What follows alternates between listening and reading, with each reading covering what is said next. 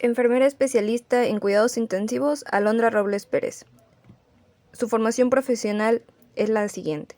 Egresado de la licenciatura y especialidad con énfasis en cuidados intensivos de la Universidad Autónoma del Estado de Tamaulipas. Certificado de calidad en el Colegio de Enfermeras y Parteras Hidalguenses. Certificación como facilitador del envejecimiento activo. La experiencia laboral. Pasante de enfermería en el Hospital Regional de la Huasteca 2012-2013. Licenciado en enfermería en la institución Doctor Hospital. Docente en enfermería en la Universidad Autónoma del Estado de Hidalgo, Escuela Superior de Huejutla. Enfermera en el IMSS El Marqués.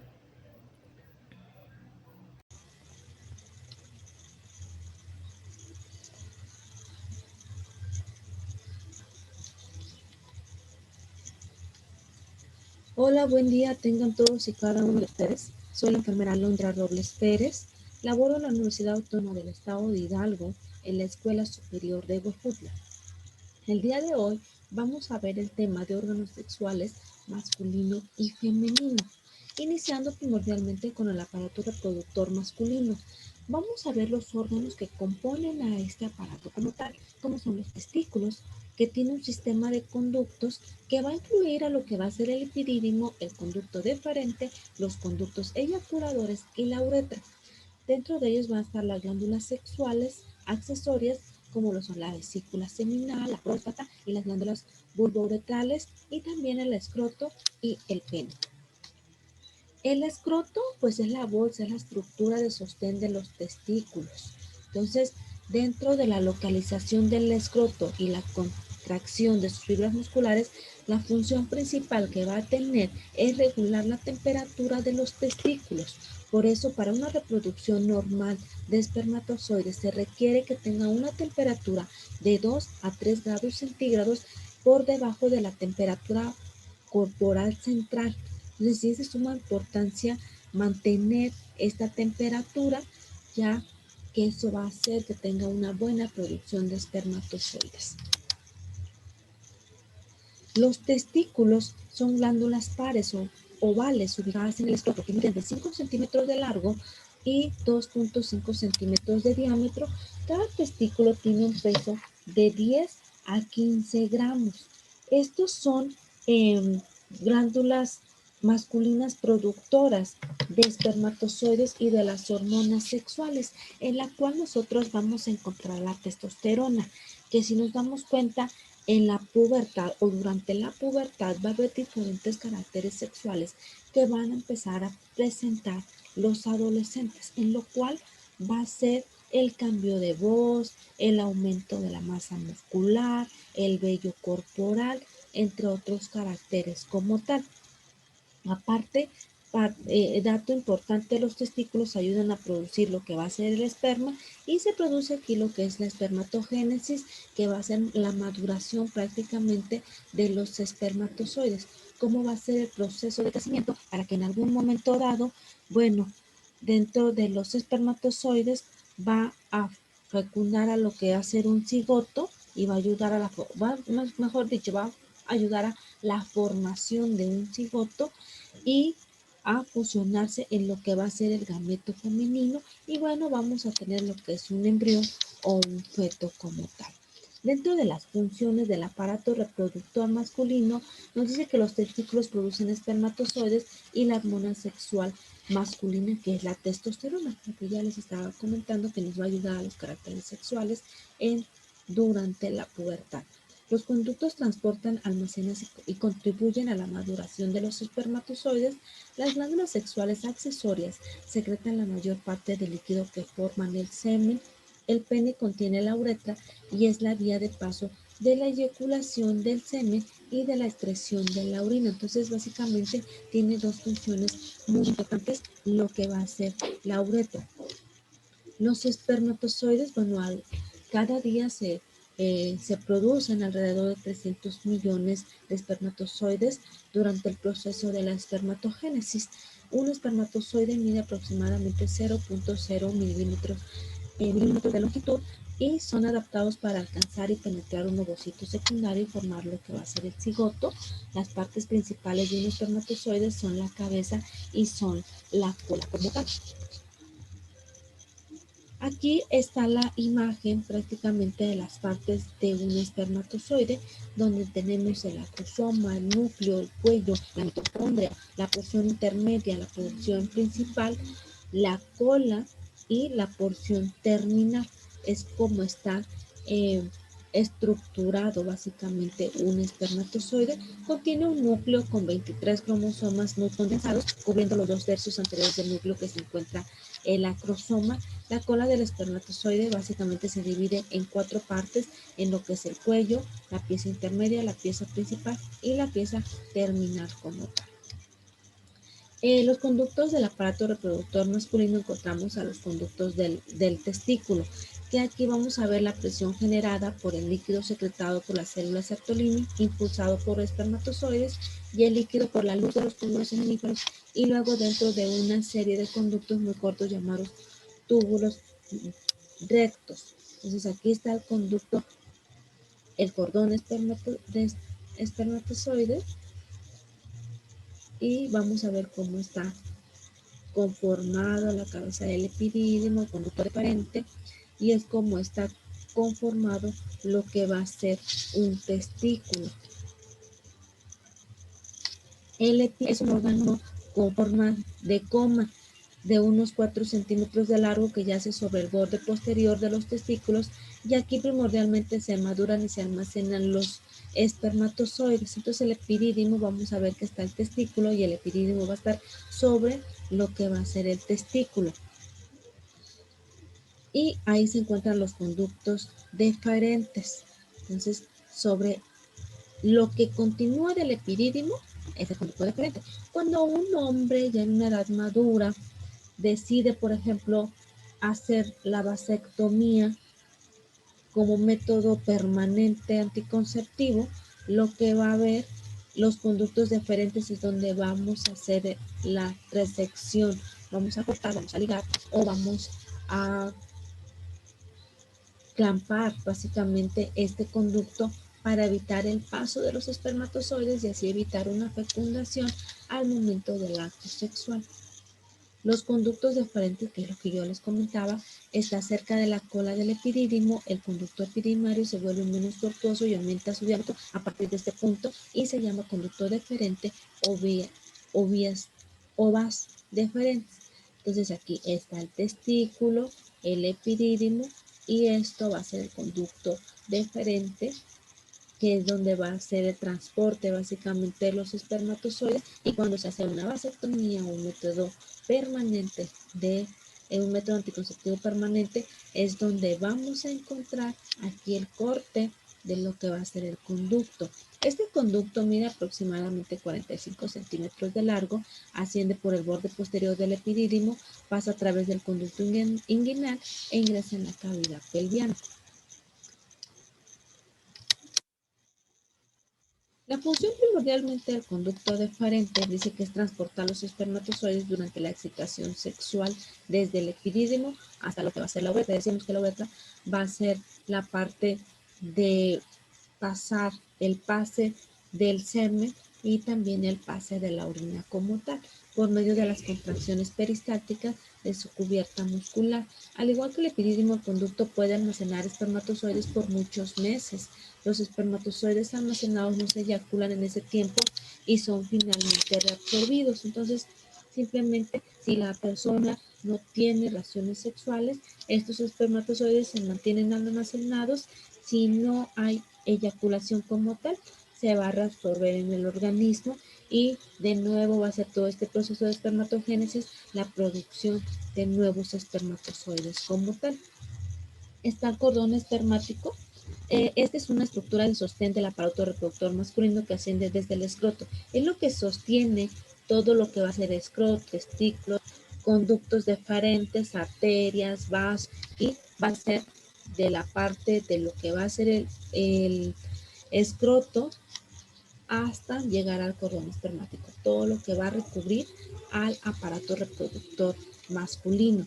Está conformado por conductos deferentes, arterias testiculares, venas que drenan los testículos y transportan la testosterona hacia la circulación, nervios autónomos, vasos linfáticos y el músculo clemasto. Entonces es lo que va a recubrir completamente del escroto hacia el cordón espermático, toda la línea que recubre todos estos apartados. Los conductos eyaculadores, cada conducto eyaculador eyacula o expulsa súbitamente. Mide unos 2 centímetros de largo y está formado por la unión del conducto de la vesícula seminal y la ampolla del conducto deferente. Los conductos eyaculadores cortos se forman por encima de la base, la porción superior de la próstata y la atraviesan en sentido anterior e inferior y terminan en la uretra prostática donde eyectan espermatozoides y la secreción de la vesícula seminal. Entonces todos estos órganos ayudan prácticamente a la producción de lo que van a ser los espermatozoides, donde empiezan a formar el semen, los espermatozoides, empiezan a cambiar todo el pH para el momento que haya una eyaculación como tal. La uretra, en los hombres la uretra es el conducto terminal básicamente, tanto para el aparato reproductor como para el aparato urinario, porque son las dos funciones que hace primordialmente la uretra. Sirve como vía de salida para el semen y la orina, con alrededor de 20 centímetros de largo, pasa a través de la próstata, los músculos profundos del periné y del pene, y se subdividen en tres partes. La uretra prostática, que mide de 2 a 3 centímetros, y pasa a través de la próstata, la uretra membranosa que mide 1 centímetro de largo y la uretra esponjosa peniana que mide alrededor de 15 a 20 centímetros de largo. Entonces básicamente todo se va a unir. Si nosotros nos damos cuenta, está la vejiga, está la uretra prostática y es donde empieza a hacer la unión para poder llegar al orificio uretral externo para poder eyacular el semen o drenar lo que va a ser la orina. Y aquí está parte de lo que es la vejiga, cómo está conformada, los conductos deferentes, la ampolla del conducto deferente, los conductos de la vesícula seminal, el conducto eyaculador, para al final poder eyectar y poder expulsar lo que va a ser la orina. Las glándulas sexuales accesorias, aquí vamos a encontrar prácticamente en la parte de almacenamiento y transporte de espermatozoides. Y aquí vamos a encontrar lo que son vesículas seminales, la próstata y las glándulas bulbouretrales. Dentro de estos tres apartados encontramos a las vesículas seminales que secretan un líquido alcalino viscoso que ayuda a neutralizar la acidez del aparato reproductor femenino y provee fructosa para la producción del ATP por parte de los espermatozoides, contribuye a la movilidad y viabilidad de espermática y ayuda a coagular el semen luego de la eyaculación. De ahí, la próstata secreta un líquido lechoso y levemente ácido que ayuda a coagular el semen luego de la eyaculación y posteriormente desintegra el coágulo. Entonces, ya están formados los espermatozoides. Ahora las vesículas seminales, la próstata, van a ayudar a producir este líquido alcalino que al final de cuentas es donde va a ser transportado el espermatozoide. Las glándulas bulbouretrales de Cooper secretan un líquido alcalino que neutraliza el entorno ácido de la uretra y un moco que lubrica las paredes de la uretra y la punta del pene durante las relaciones sexuales. Y es lo que mantiene lubricado al pene durante la relación sexual. Y es lo que va a ayudar también la lubricación junto con el líquido alcalino a poder eyacular el semen junto con la cantidad de espermatozoides como tal. Las vesículas seminales secretan un líquido alcalino y este está básicamente alto en fructuosa, que es un azúcar monosacárido que va a contener el semen y aparte contiene prostaglandinas y contiene proteínas de la coagulación diferentes de las sanguíneas. Entonces aquí vemos la vesícula seminal, vemos la próstata, la vejiga urinaria, cómo están conectadas y en este apartado vemos las glándulas de Cooper y la vista general de ubicación de las glándulas, cómo va a pasar todo el líquido seminal para posterior eyacularlo y poder formar un cigoto en el momento de la concepción como tal, de la fecundación. También es importante saber que el semen, así como decimos, es alto en proteínas. Entonces el semen contiene, ya decíamos, glucosa, calcio, magnesio, zinc, fósforo, sodio, vitamina B12, vitamina C y diferentes proteínas. Entonces básicamente tiene muchos nutrientes este apartado de lo que va a ser el semen. Y por eso ayuda a que haya una buena fecundación y que se forme lo que es un cigoto sano y nazca un bebé sano prácticamente por todos los componentes que contiene el semen, bueno, y los espermatozoides junto con todo este apartado. Las glándulas bulbouretrales segregan un líquido alcalino hacia el interior de la uretra que protege los espermatozoides, neutralizando la acidez del pH de la uretra. A su vez secretan moco que lo ubica al extremo del pene, como ya decíamos, y disminuye prácticamente el número de espermatozoides dañados al momento de la eyaculación. Entonces el semen ayuda en este apartado para que no estén los espermatozoides dañados. Si no existiera el semen o este líquido alcalino, prácticamente eso hace que se formen soluciones bases en lo que va a ser el semen y al momento de ahora sí, de eyacular, bueno, los espermatozoides vayan lo más sanos posibles y no estén dañados y así evitemos una alteración con cada una de nuestras pacientes o de nuestras mujeres al momento de los embarazos. El pene contiene a la uretra y es la vía de paso para la eyaculación del semen y la excreción de orina. Tiene forma cilíndrica, divide de un cuerpo el glande y la raíz, constituye el final del aparato urinario como tal, que parece la vejiga, los conductos y el pene donde va a eyectar como tal la orina. Formado por tejido esponjoso y vasos sanguíneos, la capacidad para eyacular comienza hacia los 12 a 14 años de edad.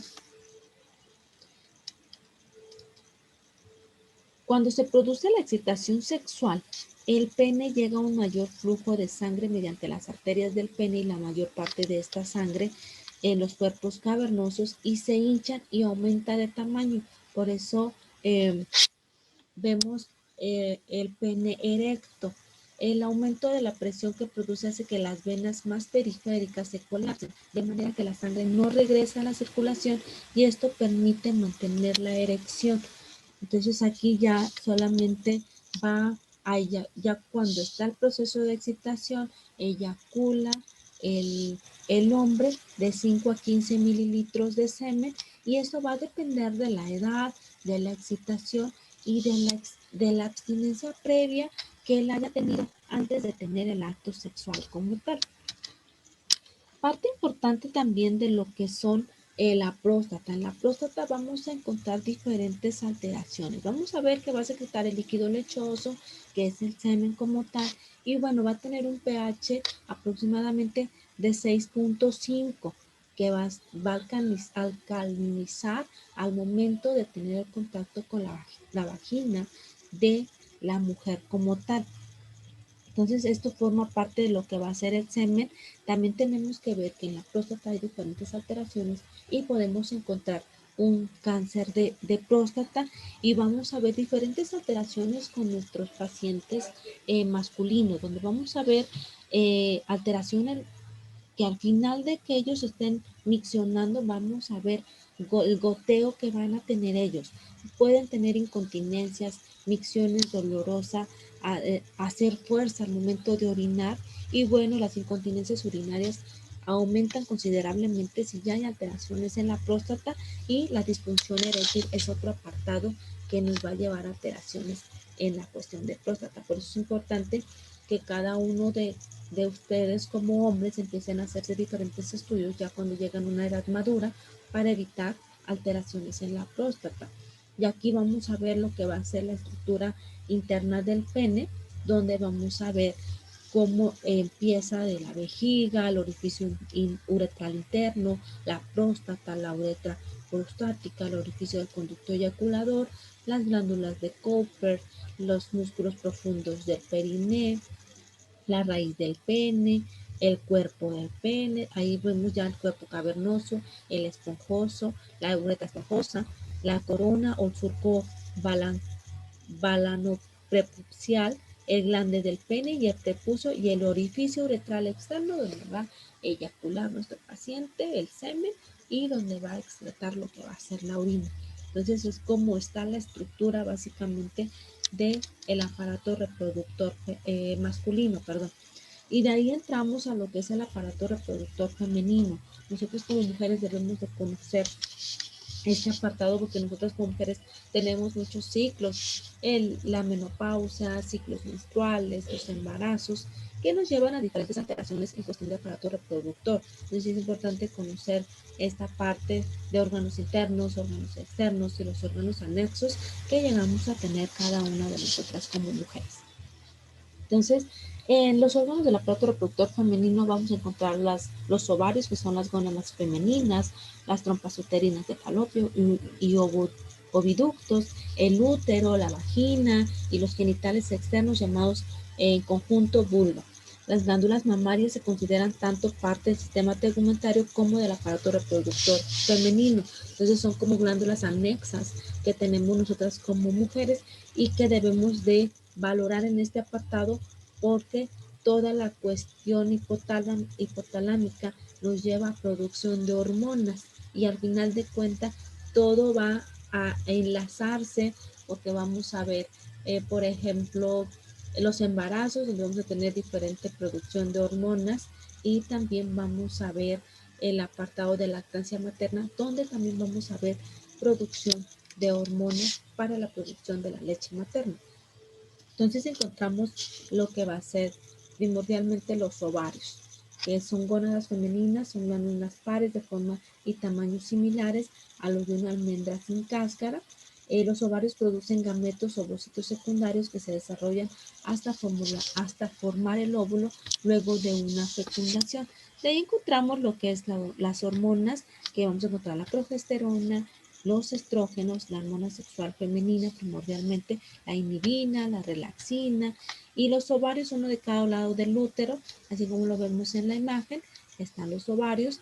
Lo que está alrededor son las fimbrias que van a ayudar al pase del óvulo para que sea fecundado. Entonces vemos que están los dos ovarios, están las fimbrias, están las trompas de falopio, dentro de esto está el istmo y encontramos el útero, el cervix y la vagina, que es como está conformado básicamente los órganos internos del aparato reproductor femenino.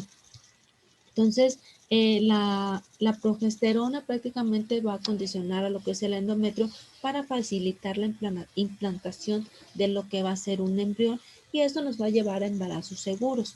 Los estrógenos preparan prácticamente al aparato femenino para la ovulación y fecundación y la inhibida y la relaxina nos va a ayudar a inducir un trabajo de parto y la inhibina va a suprimir la secreción hipoficiaria de la hormona folículo estimulante, que son hormonas que vamos a encontrar cuando las pacientes ya tengan este proceso de embarazo como tal. Las funciones del aparato reproductor femenino, empezamos a ver los ovarios producen ovocitos secundarios y hormonas como la progesterona, estrógenos, la inhibina, la relaxina, que ya les comentaba en un principio.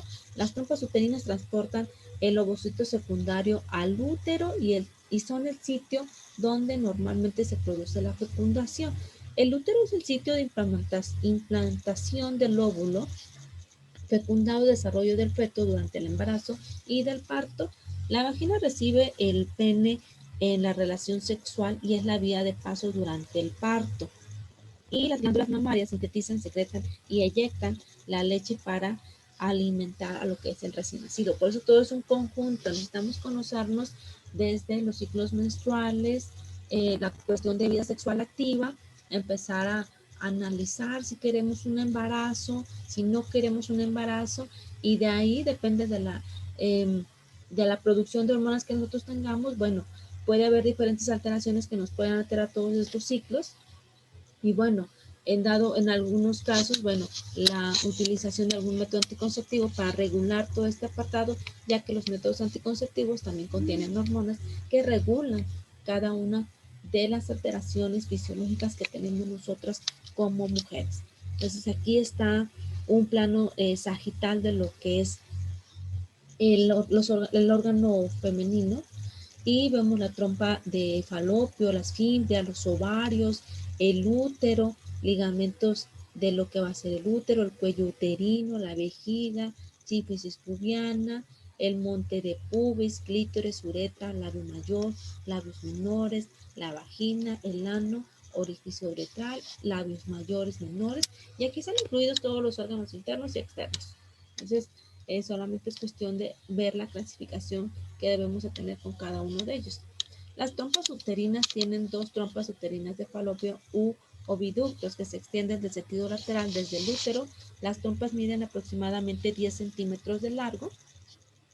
Yacen entre los pliegues de los ligamentos anchos del útero, proveen una ruta para que los espermatozoides alcancen el óvulo, transporten los ovocitos secundarios y óvulos fertilizados desde los ovarios hasta el útero. Entonces tenemos tres capas en lo que va a ser las trompas uterinas, que es la mucosa, la muscular y la serosa. También tenemos que tener en cuenta que esto es anatomía normal. Hay alteraciones que tenemos en trompas de falopio, por ejemplo, que estas trompas en ocasiones, lo normal son 10 centímetros, pero en ocasiones miden 12, 15 centímetros o miden más. Entonces, si miden más, ya no ahora sí que el óvulo ya no hace hace el recorrido en las trompas de falopio, pero ya no llega a lo que es el endometrio, donde debe ser implantado para ahora sí, la concepción. Entonces, si se queda alojado en lo que son trompas de falopio, vemos alteraciones y como son los embarazos ectópicos. Entonces, en muchas ocasiones, cuando estos embarazos ectópicos se alojan en lo que es una trompa de falopio, estas revientan, es doloroso para las pacientes, puede haber una hemorragia para las pacientes, un sangrado y puede haber resección de una trompa uterina. Mujeres que a lo mejor tenemos quistes o alguna alteración en cuestión de los ovarios, en ocasiones nos llegan a reseccionar un ovario o una trompa, pero eso no quiere decir que no podamos quedar embarazadas. Con un ovario nosotros podemos quedar embarazadas. En ocasiones es un poquito más difícil poder concebir, pero no imposible. Hay muchas mujeres, en muchos casos, que con un ovario han llegado a tener hijos. Entonces, solamente es cuestión de cuidarnos cada una de nosotras. De ahí, el útero es lo que comúnmente conocemos como matriz, forma parte del camino que siguen los espermatozoides depositados en la vagina para alcanzar las trompas uterinas. Es también el sitio de implantación del óvulo fecundado, de desarrollo para el feto durante el embarazo y el parto. Entonces aquí tenemos, ya decíamos, las fimbrias, las trompas de falopio, aquí está el istmo, y llegamos a lo que es el útero y está un septo, y llegamos a lo que es la vagina. Es como está estructurado básicamente este apartado. Durante los ciclos reproductores en los que la implantación no se produce, el útero es el sitio de origen del flujo menstrual. Cuando no hay implantación, obviamente, ¿qué es lo que va a pasar? Ese ovario va a desprenderse y bueno, va a ser todo el flujo menstrual que vamos a tener cada uno de nosotros. La anatomía del útero está situado entre la vejiga urinaria y el recto en el recto. El útero tiene el tamaño y forma de una pera invertida y aquí lo vemos. Aquí lo vemos. En las mujeres que nunca tuvieron embarazadas, mide alrededor de 7.5 centímetros de largo, 5 centímetros de ancho y 2.5 de espesor. El útero es más grande en las mujeres con embarazos recientes y más pequeño o atrófico cuando los niveles hormonales son bajos, como ocurre después de la menopausia. Atrófico es que no tiene una forma como pera invertida, como estábamos viendo ahorita. Aquí encontramos lo que va a ser el útero.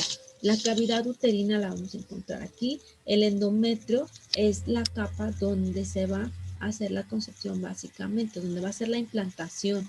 Y el miometrio es la capa que está ahora sí que en medio, es una capa gruesa, y el perímetro es lo que recubre toda la parte posterior del útero.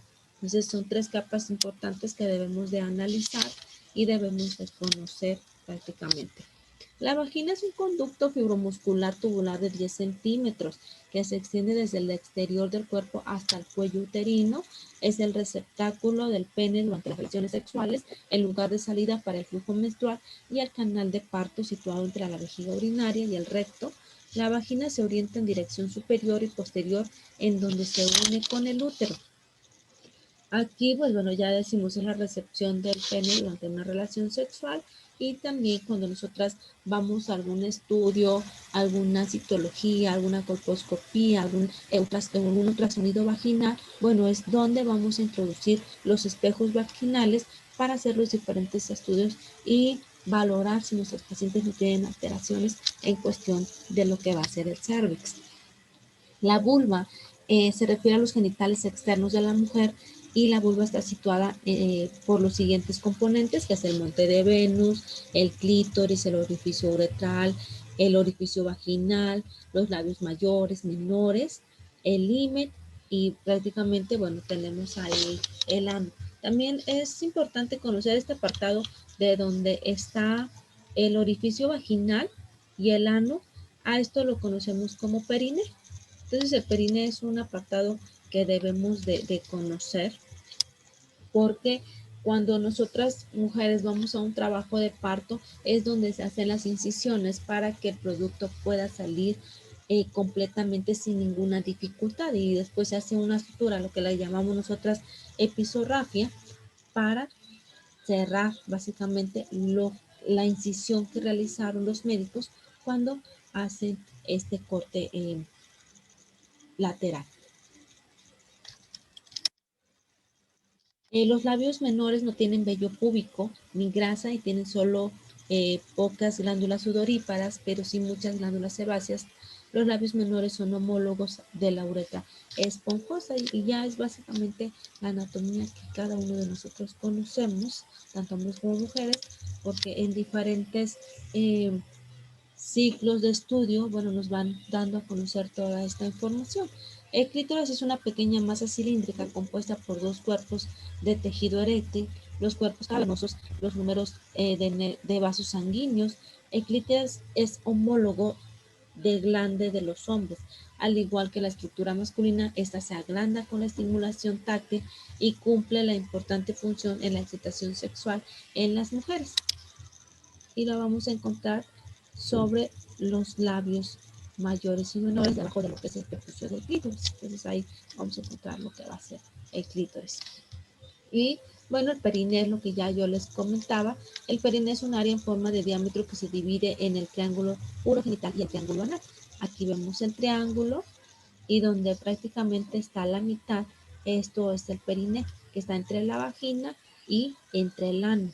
Y si nos damos cuenta, aquí está el clítoris. Aquí vamos a encontrar clítoris, orificio uretral y orificio vaginal.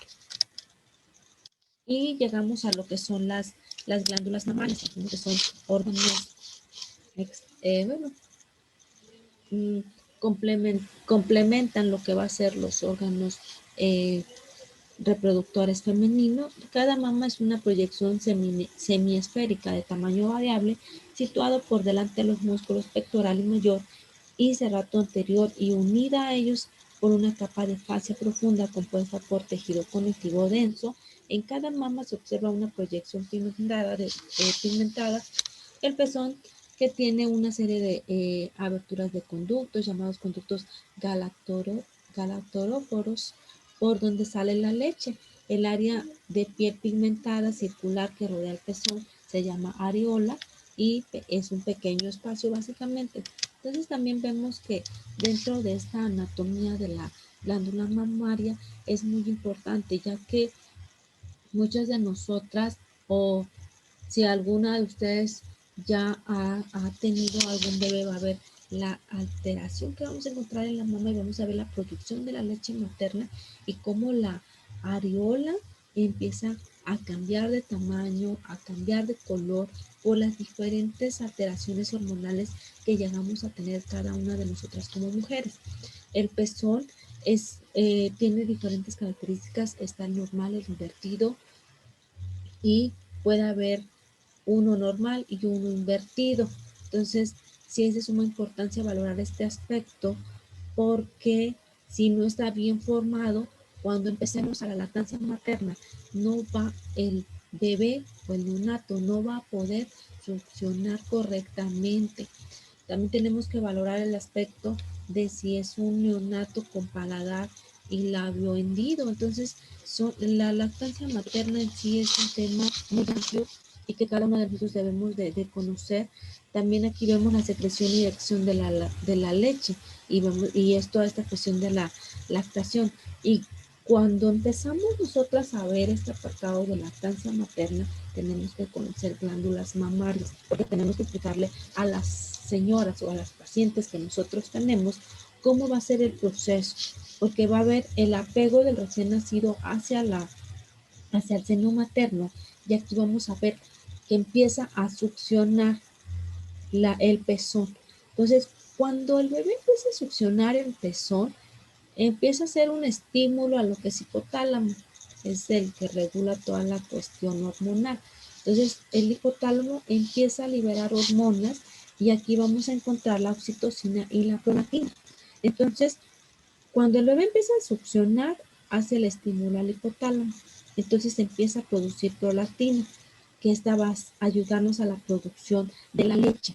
Y posterior la oxitocina también va a liberar oxitocina, que va a ser la secreción de la leche. Entonces es un estímulo básicamente que hace para que haya producción de leche materna y el neonato pueda succionar y tener la leche materna, que es una parte primordial para cada uno de ellos para formar muchos anticuerpos en ellos. Entonces sí necesitamos conocer los conductos mamarios, los senos galactóforos, los conductos galactóforos, el pezón, la areola, el tejido adiposo subcutáneo, para ver y valorar todo este aspecto de lactancia con cada una de las pacientes. Y bueno, con esto termino esta presentación del día de hoy. La referencia bibliográfica fue del libro de Tórtora, perdón, que son principios de anatomía y fisiología.